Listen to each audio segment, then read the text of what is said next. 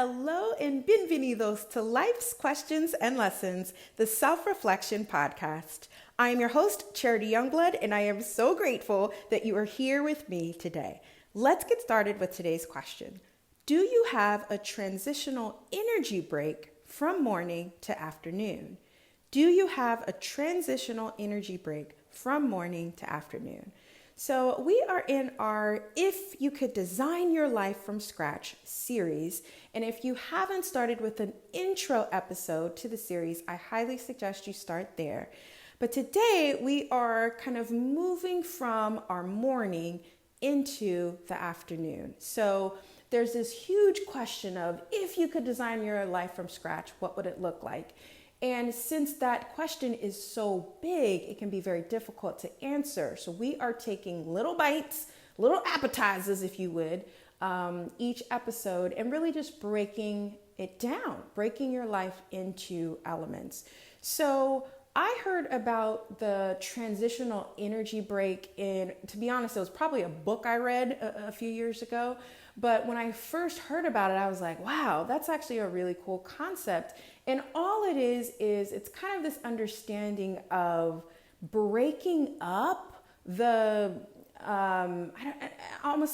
the space that you're in. So instead of going just from thing to thing to thing, from activity to activity to task, and never really taking a pause to just breathe, you purposely take a transitional energy break to just transition your energy into the next task. So the way that this could play out for from the morning to the afternoon, let's say you work a typical, it's not 9 to 5 anymore, but whatever. You start your job at a certain time and you have your lunch. So that is kind of your marker to take a break.